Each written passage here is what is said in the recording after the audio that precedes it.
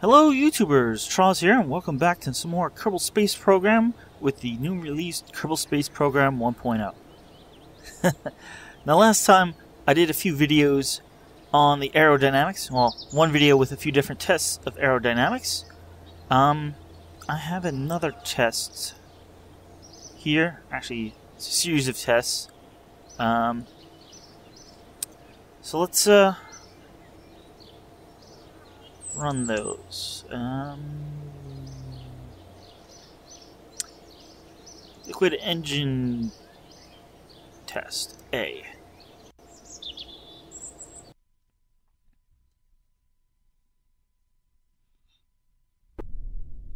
So here we have a set of various liquid engines, and we're going to see how each of them do. We're going to turn on SAS. They all have gimbaled rockets, so they can control. I'm going to put the throttle all the way up. Let's just show the fuel gauge here. I'm going to fire these one at a time and then switch to them. And you'll notice something pretty quickly. Here's the first one, the tiny, I believe it's called a Terrier engine now. It's got a small fuel tank on it because that's about all it can lift. See, it's going up and it's turning over. I'm gonna try to correct, and with manual input the SAS, or the gimbaling can correct. The SAS on its own really doesn't. This one is not going to really show an issue. Oh, here we go. I'm turning over, or I'm trying to turn it over, and it can't. Without fins, these tend to just, at a certain speed, get pushed over. So let's let this hit the ground here, and we'll go to the next one.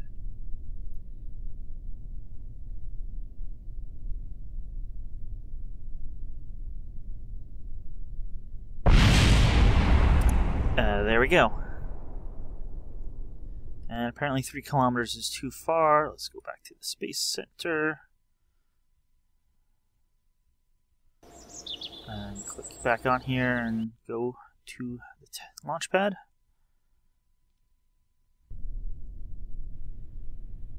Alright, the next is this with the LV-45 engine. Again, SAS throttle up.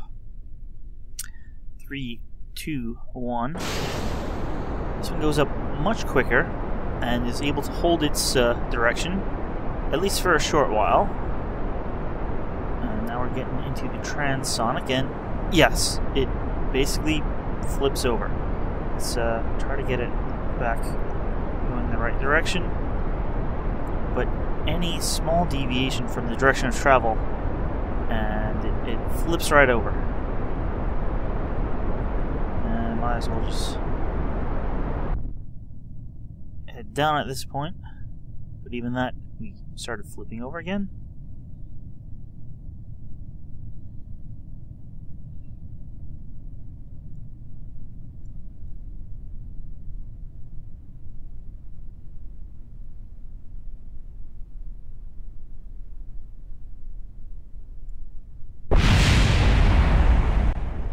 Alright, 1.4 is close enough. Alright, so now we have the same engine, but with twice as much fuel and a longer body. Let's see if that makes a difference. Throttle up to full. 3, 2, 1.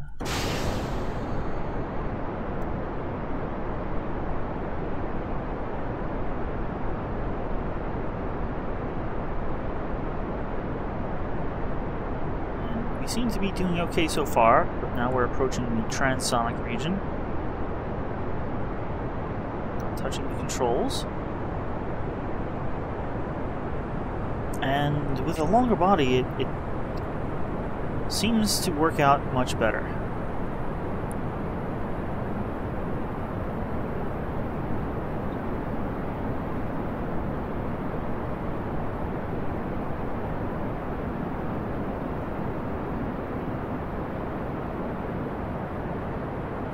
And yeah, we're now past most of the atmosphere, so we finally have a survivor, basically, one that didn't flip out. And this guy is really going places. Almost, well, almost 750,000 kilometers.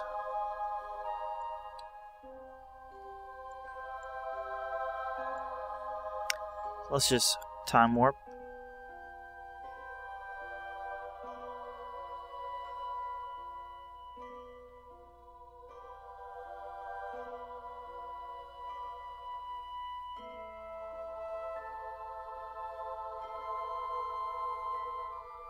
And where are you going to go off the coast on the side, apparently? Oh, maybe just barely. So we're back in the atmosphere. And probably going to hit the water.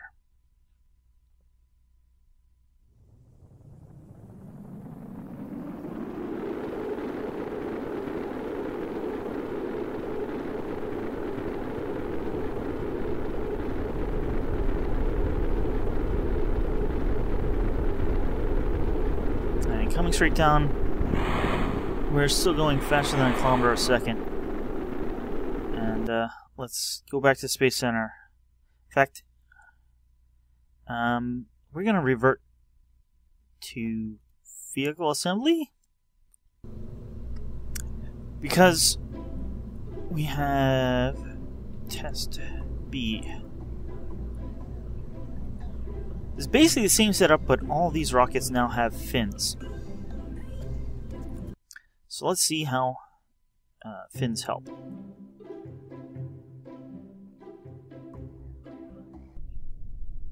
Now these smaller rockets here have the smaller fins with just a few tiny control surfaces, but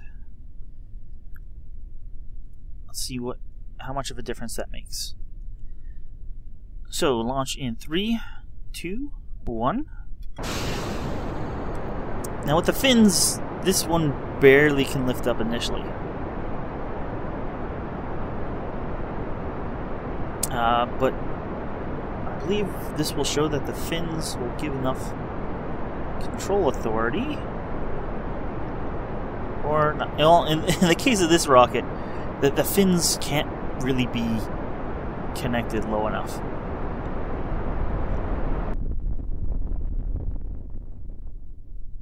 So, the center of lift comes above the center of mass. So,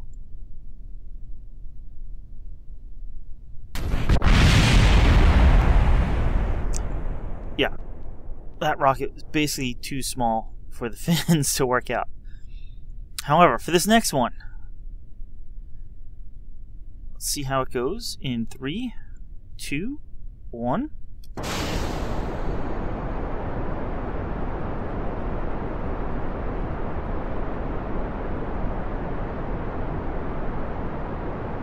And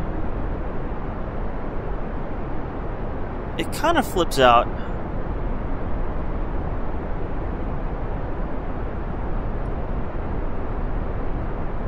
So I guess the fins didn't really help that much either. Maybe if I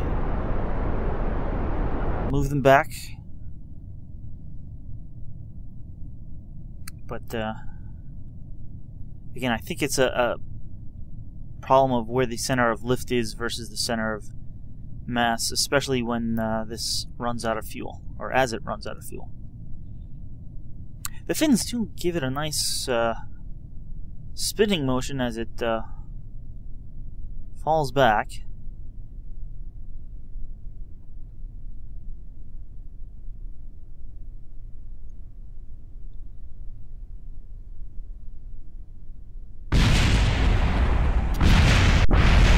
And it almost survived there. Next we have this rocket again, and this one will probably go to space again. Let's see in 3, 2, 1. The only difference is it has slightly more mass now, so it's probably not going to go quite as high. Additionally, the fins will provide some extra drag that it didn't have before. Although it should keep it more stable, although we did not seem to run into a stability issue. But if you were trying to steer this, let's say on a gravity turn, if you got too far, it would definitely, off your direction, it would definitely flip out, where the fins would definitely help in that circumstance.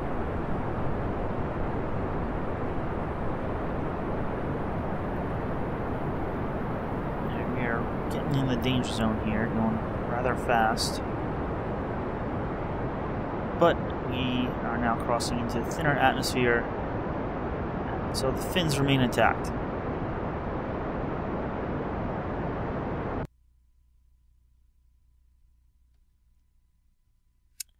Yeah, so not nearly as far, close to 500,000 kilometers, or 500 kilometers, 500,000 meters.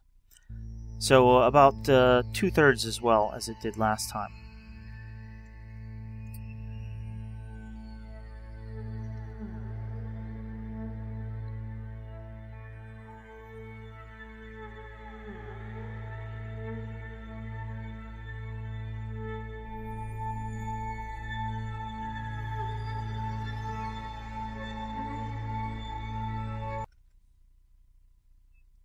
Alright, and we're entering the atmosphere again. Not quite as far away, but we didn't go as high, so we came back much earlier.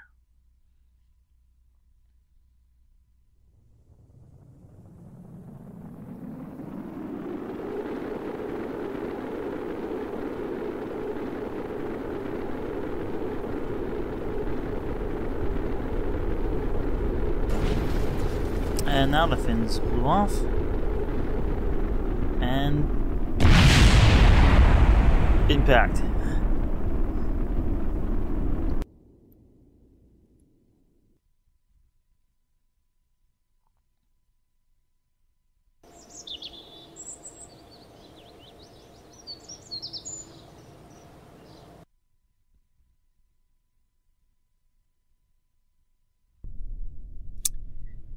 Next, we have a large orange booster with a skipper engine and 4 of the completely maneuverable fins. These fins slightly heavier, but they offer a little greater maneuverability control. It's full throttle. And 3, 2, 1. These are just hanging off the side of it, so I'm just manually correcting it to pretty much directly up and down. There we go. I'm going to leave it alone from here. In a test, I was actually able to take this into orbit. Did a bit of a gravity turn and still had enough fuel to get into orbit, and I didn't try, but it was probably enough to get back down, although without a parachute or anything, it would be a pretty big impact. The skipper engine with something of this size and weight and amount of fuel is really nice because we never really get into a dangerous speed. I mean, we're starting to get some air effects or Mach effects. It will probably get some heating effects, but nothing anywhere close to blowing off fins or anything like that. In fact, I think even the Mach effects went away, so maybe we won't get into heating effects at all.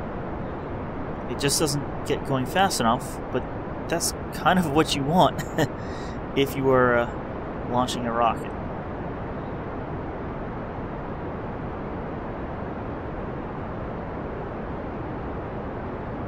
In the thin atmosphere now, we're just reaching 1 kilometer per second. If we were on a gravity turn, we'd be going quicker but more horizontal at this point, and pretty much You know, you'll see when we get to about 70, we're only starting to get to, you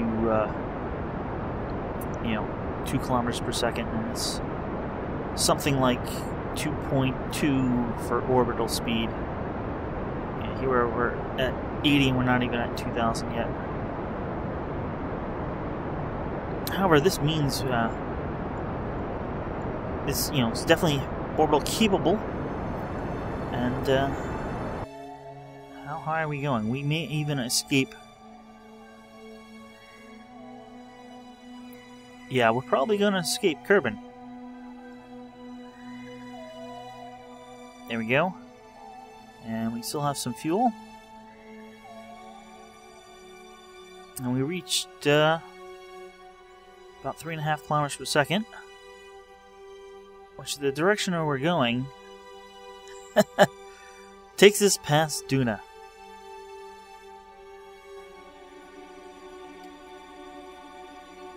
Great. Let's leave you there.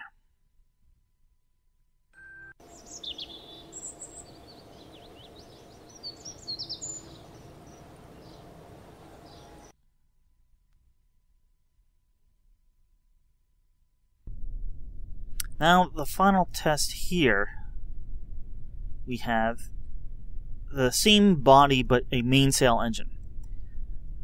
Basically, this means we have greater thrust but the same amount of fuel. So we're probably going to go through the atmosphere a lot quicker, but thereby get more drag and probably not go as far overall. So let's see what happens in 3, 2, 1.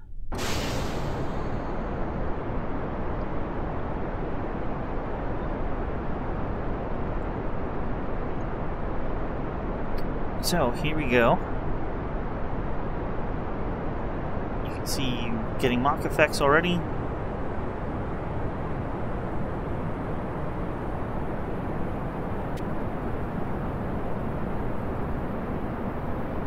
Turning into heat effects. The nose cone is glowing, and tips of the wings are also. And there go the fins. And now we're getting into the thin part of the atmosphere. But the heating effects did last quite a while. See, we're going really fast.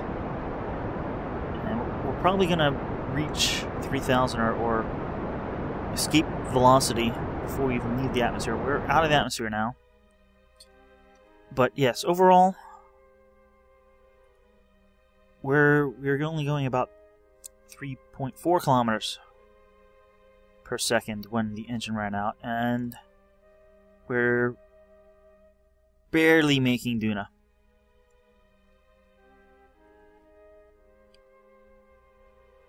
So, let's head back to the Space Center.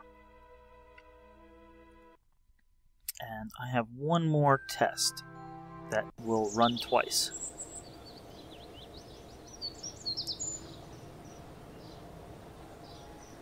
We're going to clear the launch pad, and now we have a big liquid engine test. And we're going to run this one sort of as a race, but it's not really a race. So we have one large fuel tank with each of the large engines, and they have identical nose cones and fins. This time we gave them 6 just because we could. Let's turn on SES, put the throttle up, and take your bets. Let's launch in 3, 2, 1. Well, you can see right away which one is more powerful. And it's not this one. This one is probably more fuel efficient. But this one has the speed. It has dangerous speed.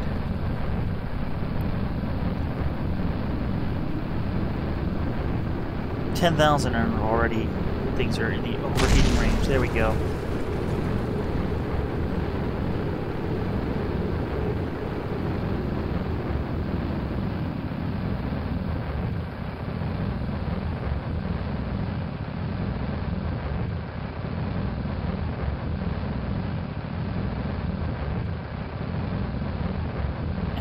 And we're starting to reach escape velocity, and we're still in the atmosphere. Now we're out of the atmosphere just as the fuel runs out.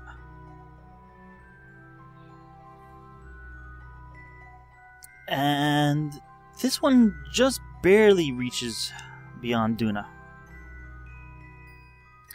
Unfortunately, the way we launched this, the other one got more than 22 or whatever the exact number is kilometers away. So I'm going to revert the flight, and we can watch what happens to the other one. SAS on, full throttle. Launching in 3, 2, 1.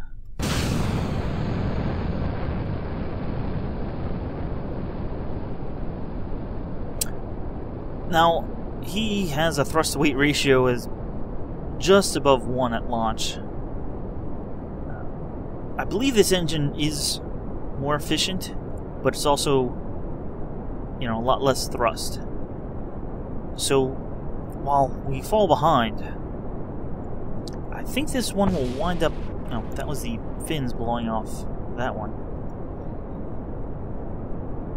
Let's actually watch and see exactly where it disappeared. 22.5. We'll see that I think this one winds up going about the same distance. Because this fuel lasts a whole lot longer, so while it takes longer to get up, it will still have fuel when it exits the atmosphere. At least that's what happened on my earlier test when I first built this.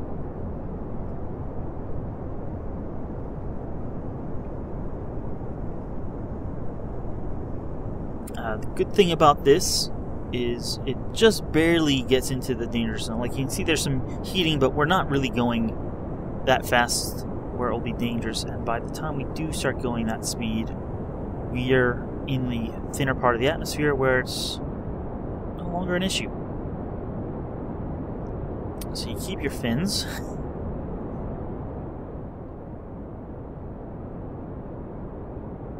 Now we are running down on fuel, but we're getting out of the atmosphere where this engine gets more, well, I'd say more efficient, but it's more thrust.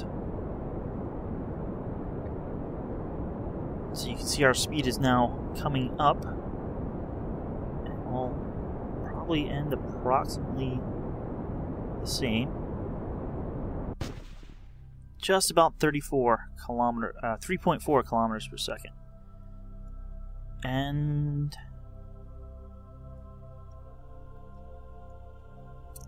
so just about at Duna.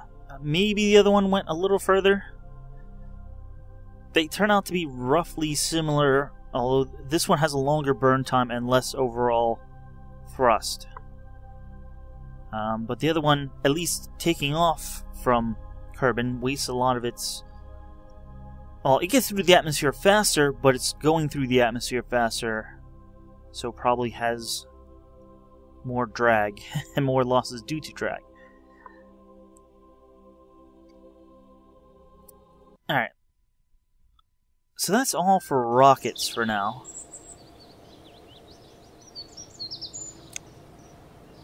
Let's take a look at some aircraft.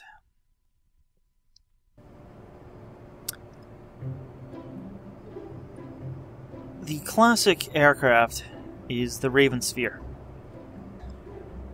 Now, the Mark IV, according to its text, it's not focused on high altitude, but high speed, low altitude flight.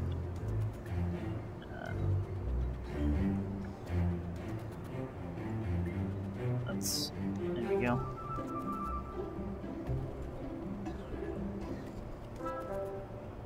It's got 2 main intakes and 4 low altitude engines. Let's see how it flies.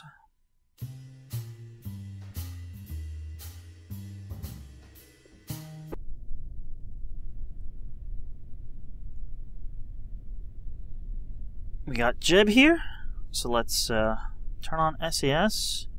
Let's keep the throttle at half and take off.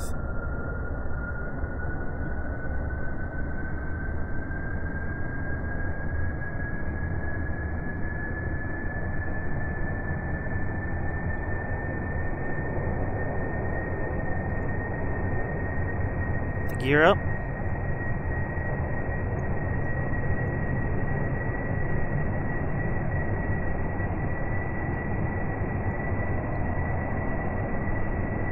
Now, I'm not going to try to fly through the buildings or under the bridge or anything like that. I'm just going to fly around and see what, basically get a feel for the craft. Let's throttle up and see how we do here.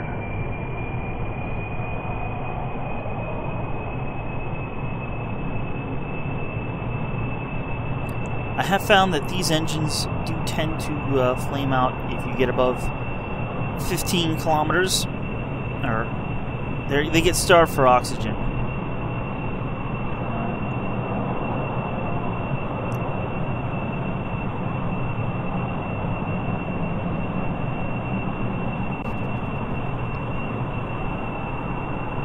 This one seems to be pretty good. One thing I did notice earlier, and this is actually kind of nice. I'm not able to turn too far away from the direction of travel. I don't know if that's because this craft just flies well, or if that's the SAS helping us out here. I did build my own craft, which I'll show off a little later, that I was able to basically turn quite a bit and it would vibrate and, it wouldn't break apart, but it definitely felt like it was trying to, and at that point you would start losing a lot of speed, and basically you knew the plane wasn't in a happy state.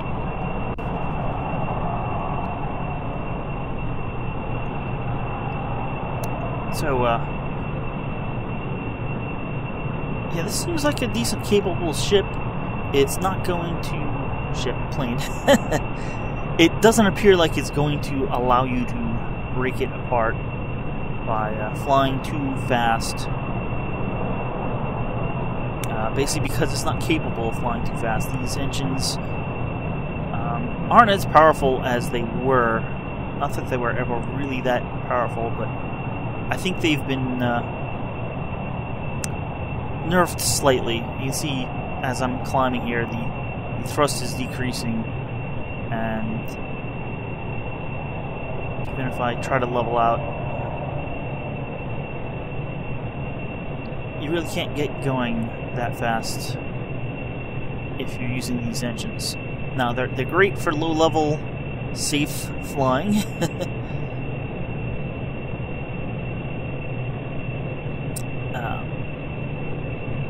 But you're not going to win any speed records with the basic jet engines.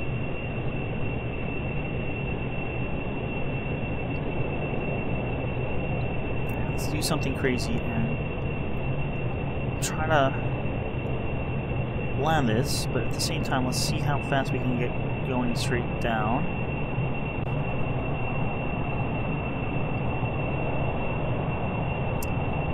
From what I found, over 600 is about the danger area, at least as far as speed is concerned.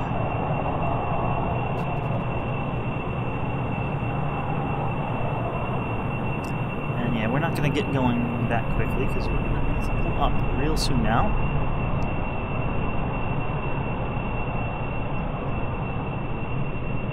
And maneuvers definitely slow you down. I'm hoping that's the yes, that's the Space Center. Kind of lost track of it.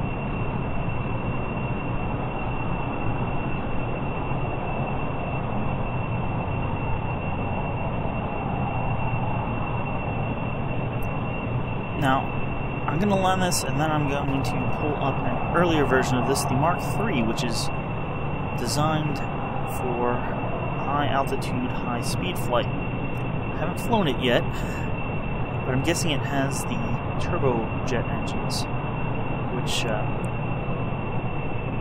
will make it a very different craft to control, because they basically they like going faster than Mach 1, and they like thin atmosphere. So,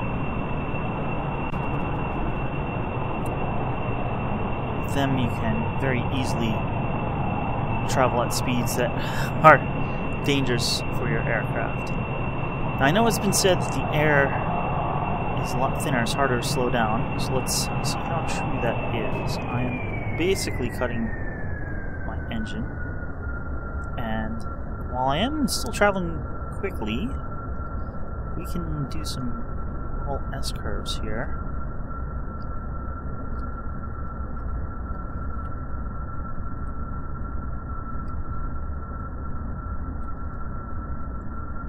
Oh, come on. Nose up, nose up. Well, I was going to land, but we seem to have crashed.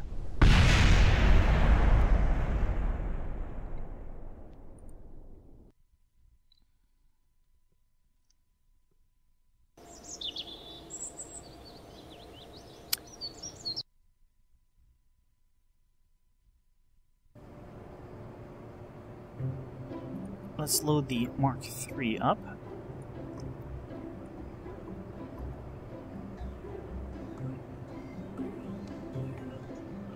So this has the Whiplash turbojet engines. Long range, high altitude.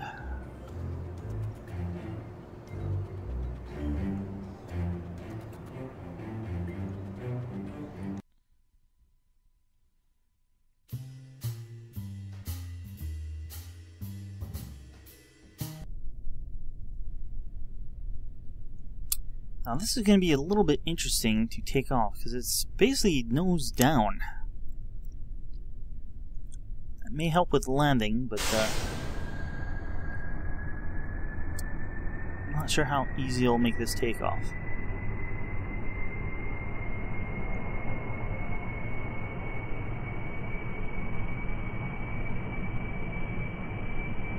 Let's pull up. Oh! That was pretty nice. It's got the larger gear.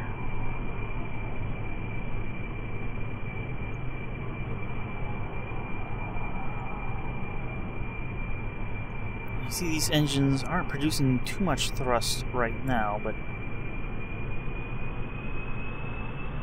as we get... It is producing more thrust than the previous engines, especially as we get faster.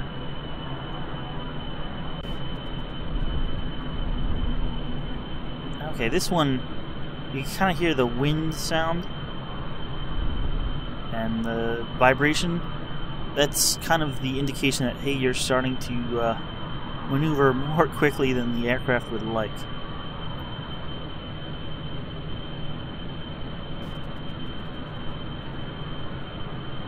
See, the thrust is a lot higher, and we actually get up to higher altitudes, these engines will probably do even better. You see, as the air is, as we're getting up higher, we're getting more thrust.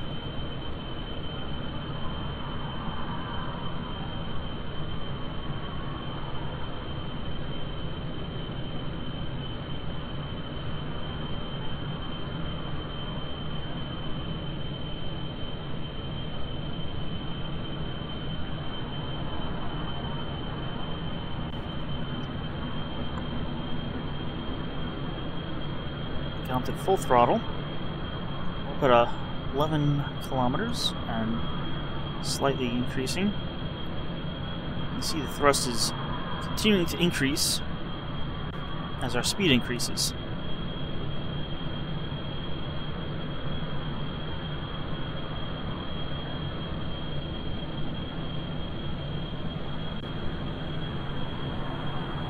In fact, we're starting to get into the dangerous speed. Yeah, our thrust is still going up. I'm gonna throttle back a bit.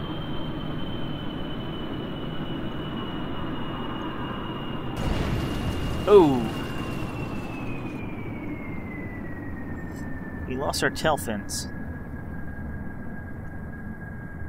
That'll make landing interesting.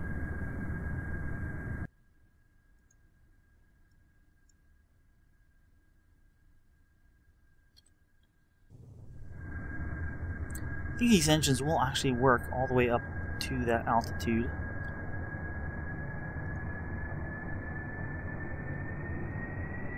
Although they begin to lose thrust after a certain altitude.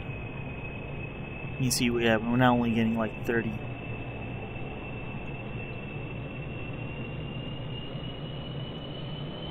So you have to be careful about your speed.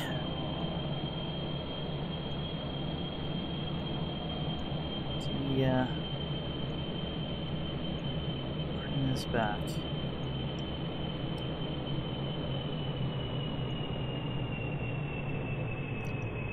Doesn't really want to turn anymore.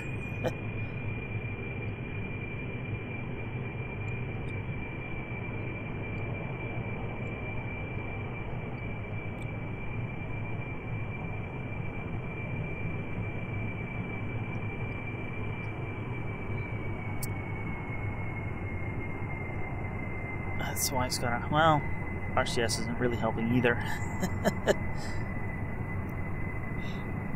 I'm sure, flown correctly, this may make short suborbital hops. Or, you know, if I flew this more on an angle, you know, we could have probably flown up to 40 kilometers or so. I don't know if this has. I don't think it has small rockets. I don't see any on here to help boost it up further.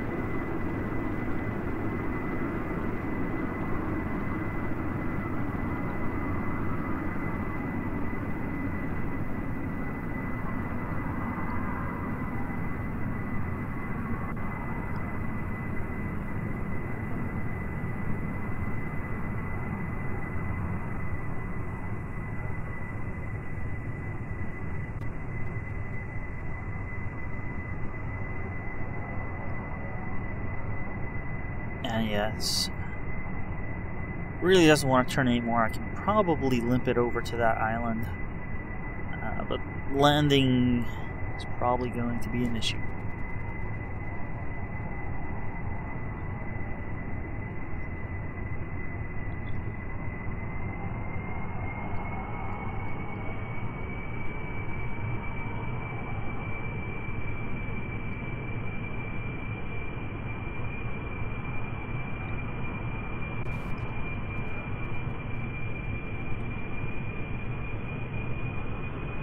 Oh, we also lost the nose fins. That's why it's so hard to pull up. Just barely getting the nose up now. I'm wondering if, as I slow down to try to land, if I won't be able to hold the nose up anymore.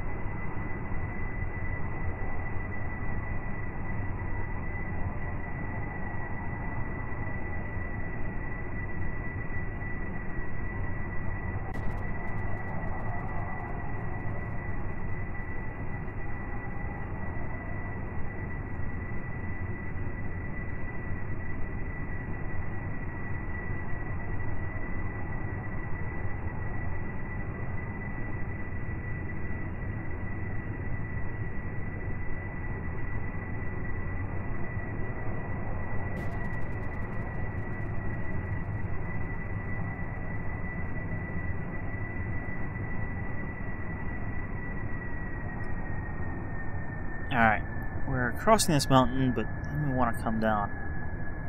I'd like to be able to get my trajectory below the horizon while keeping my nose above. I'm hoping the gear will help with that. Adding some drag to slow us down. throttled down about as far as I want to risk. And yeah, the nose is now falling.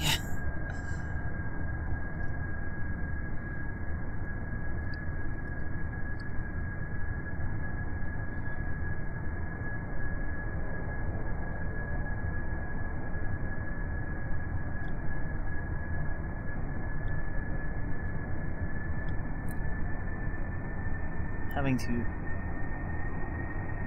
throttle up to get the nose up, I think.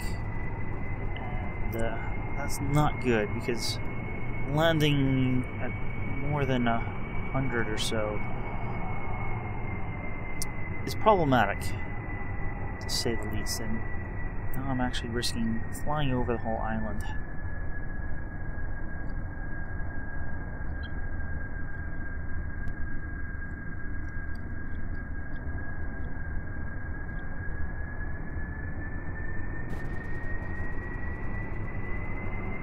Nose up.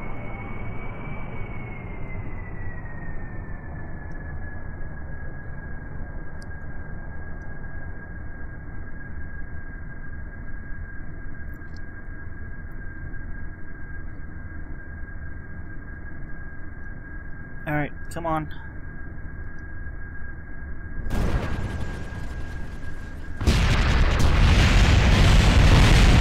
Yeah. That's kind of what I expected, going in at that speed. Wasn't going to be good.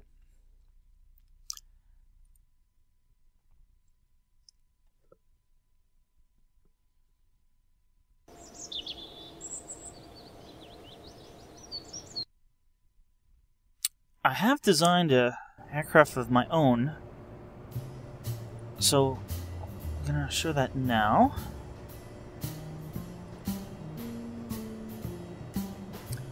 It's got one low-altitude engine and two high-altitude engines, and lots of air intakes. I designed this to go high and fast, and it can fly high and fast, basically too fast. This aircraft actually gives you a really good indication of when you are flying too fast. I have large wing streaks here, and they will completely come off the craft when you are flying too fast. Let's go here, and I'll put the throttle all the way up.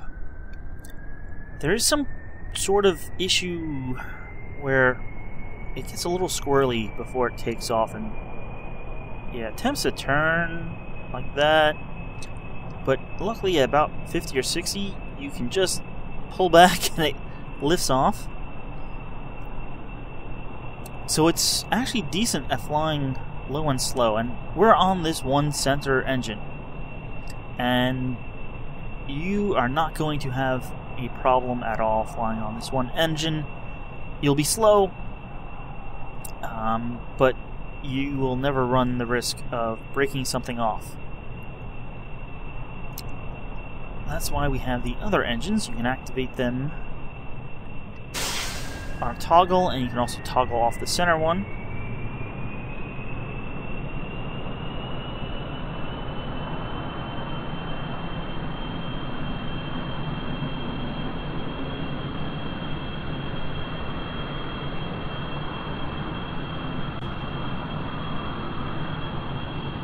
Actually going to throttle back to like half here.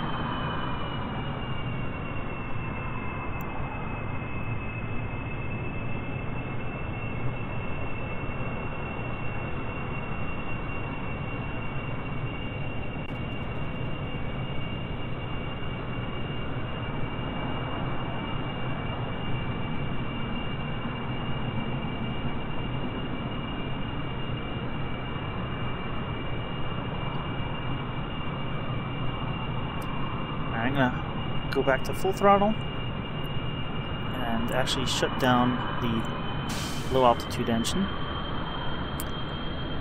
And you may have noticed that I have these back air brakes. Besides set up as air brakes, they're also helping with the yaw.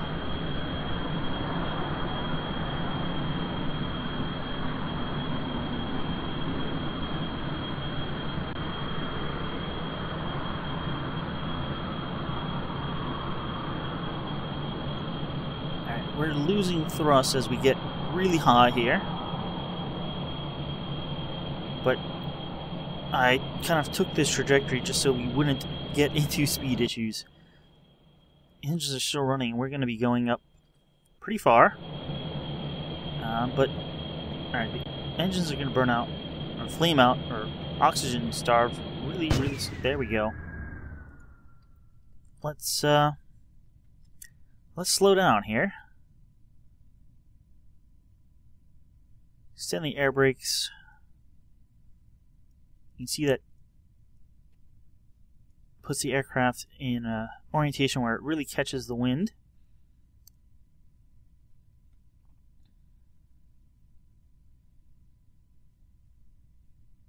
And we're dropping back now.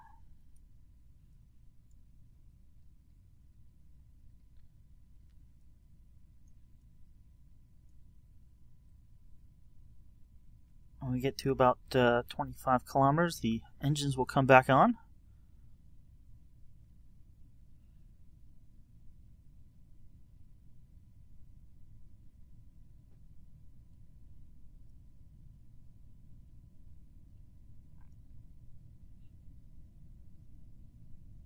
I said when... Oh, here we go.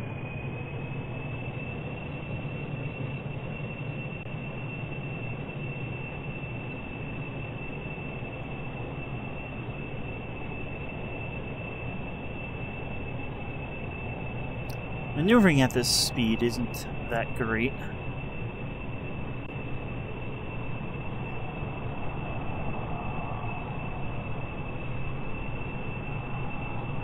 But it gets better as you get under 10 kilometers.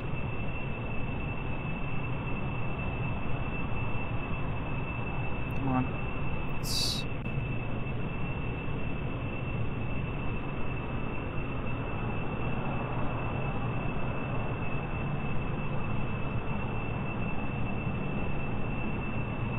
turn around here and head back.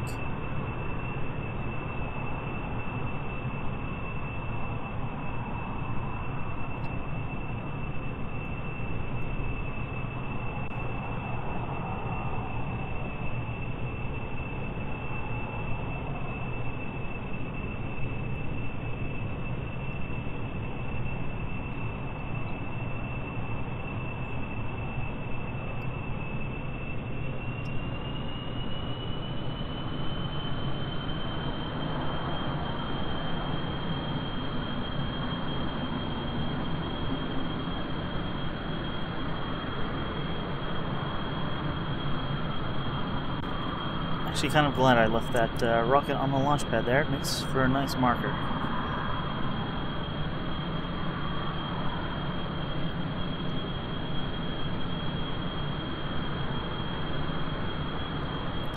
Let's see if we can blow off these wing streaks.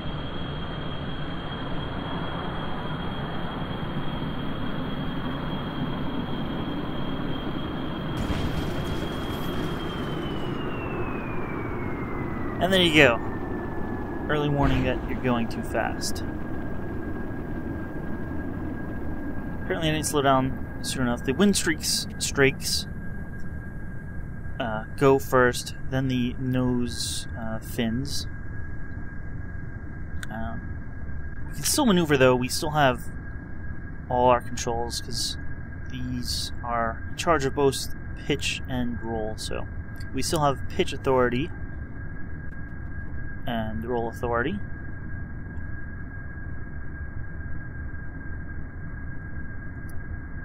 Alright, let's switch the center engine back on and shut off the... we can leave the two outer engines back. We're supposed to still have pitch authority. We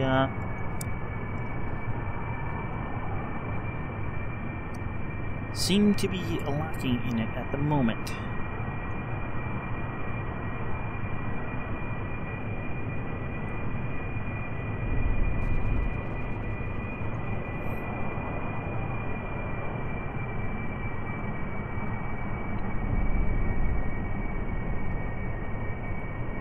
The air brakes help out there, and get the nose up.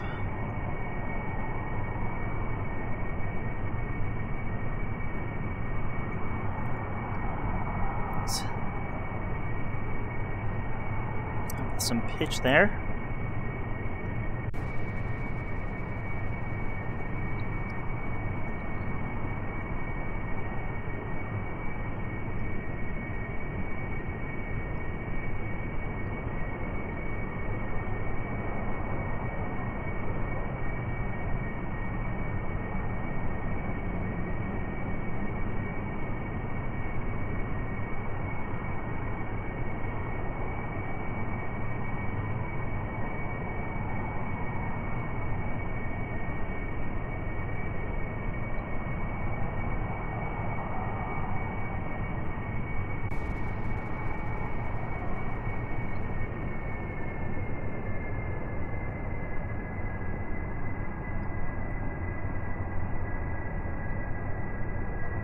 Alright, we're just about lined up with the runway. Let's put the gear down and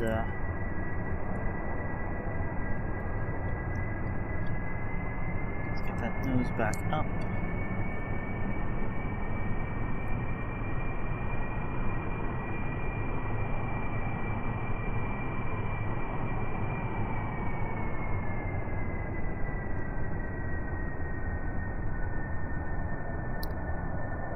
We're a bit high, but let's go for it. Come on, nose up. Nose. Well,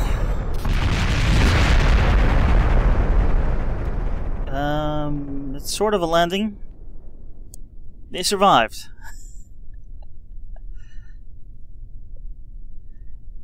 Alrighty.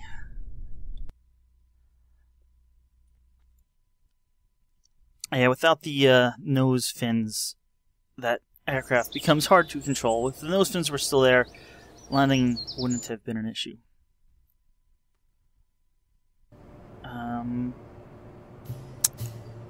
Actually, let's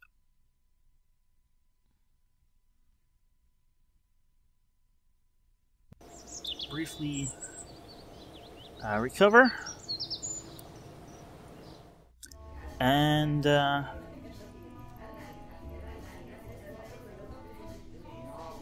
get a bunch of Kerbals.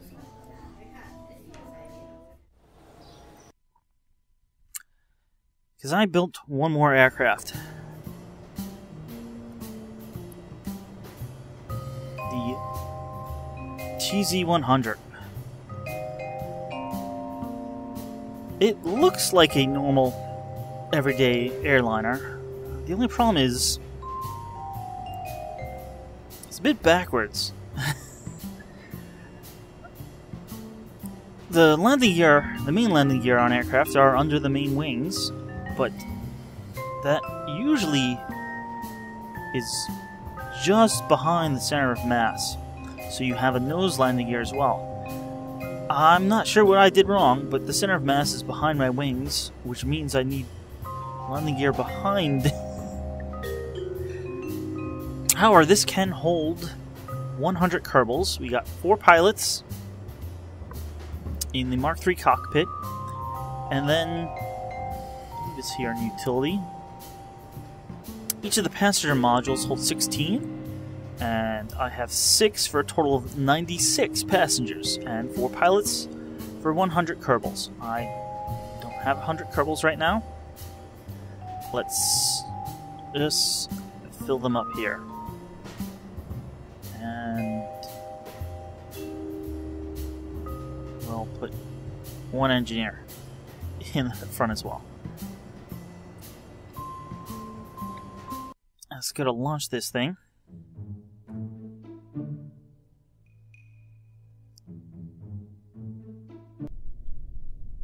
Just gonna put the brakes on for the moment, and IVA. We've got the next Kerbal here. Fasten your seatbelts.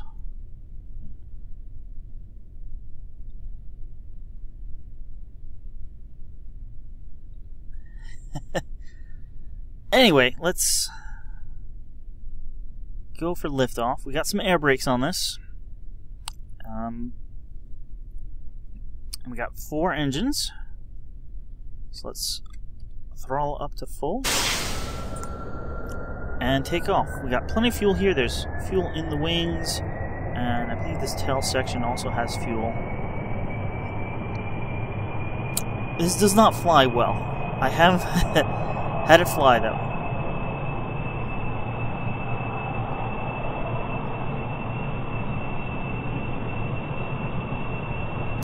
We do have flaps we can engage. Alright. Pull up.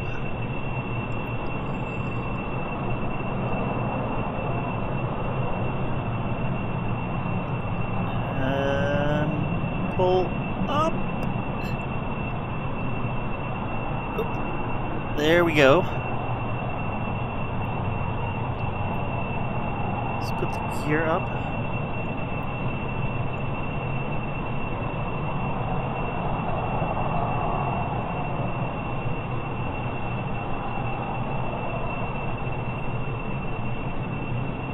Bob doesn't look happy, but Valentina is loving this.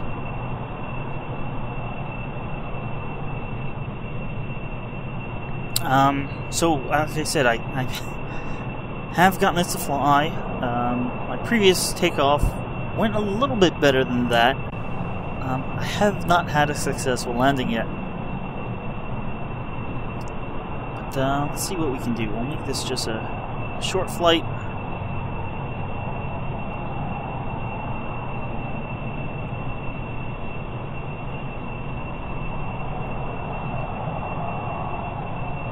Does perform well, although I'm not sure if that's because it's in a death spiral. Come on, pitch up.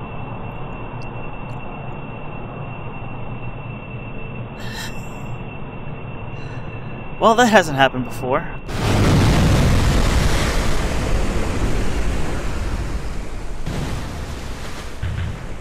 It appears to be a safe aircraft, though, because it's still intact.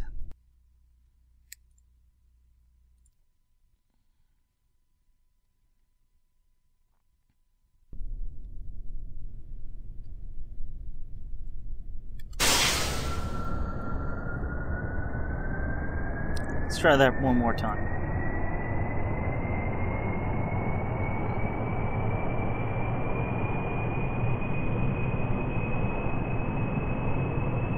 I'm gonna try without flaps this time.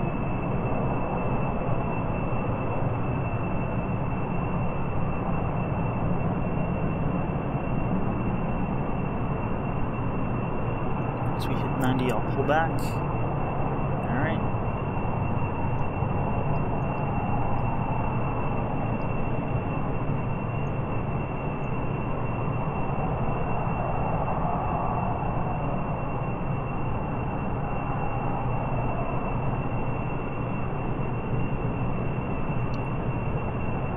Gear up.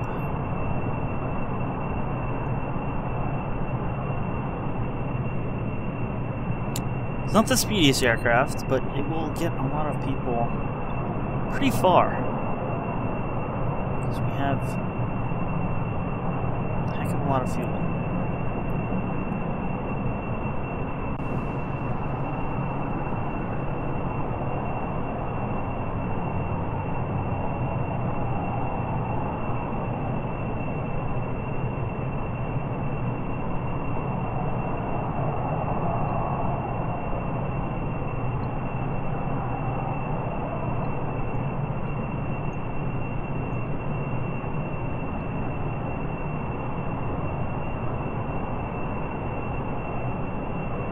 Fly a few kilometers away and then turn and head back.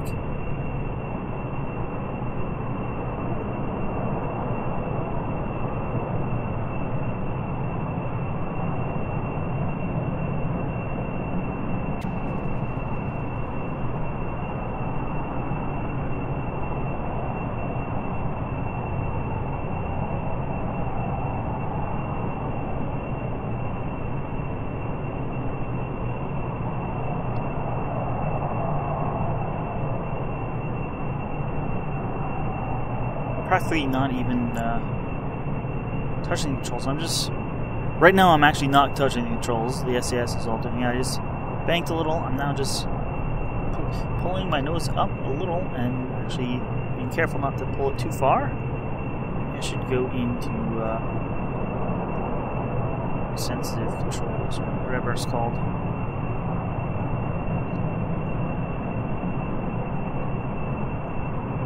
Now, by heading out on a 45-degree angle, I'll be able to turn around and be practically lined up.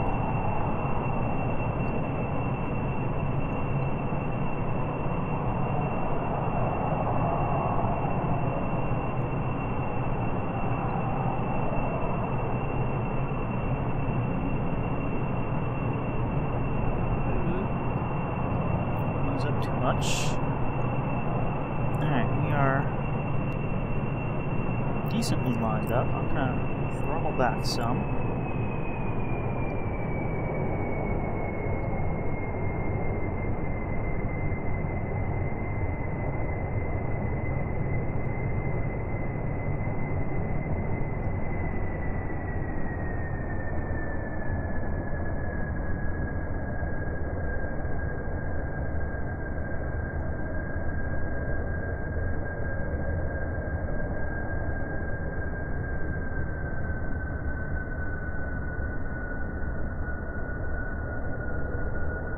Flap's going to help. And we are slowing down with them on.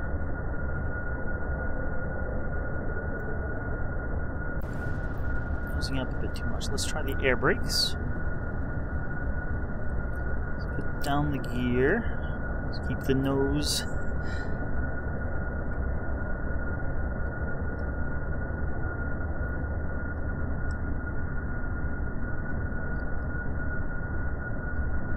A bit high, but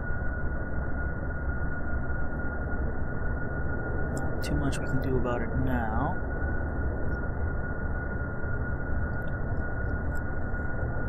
Nose up. Yeah, this plane is a little bit squirrely. We're gonna land next to the runway. Nose.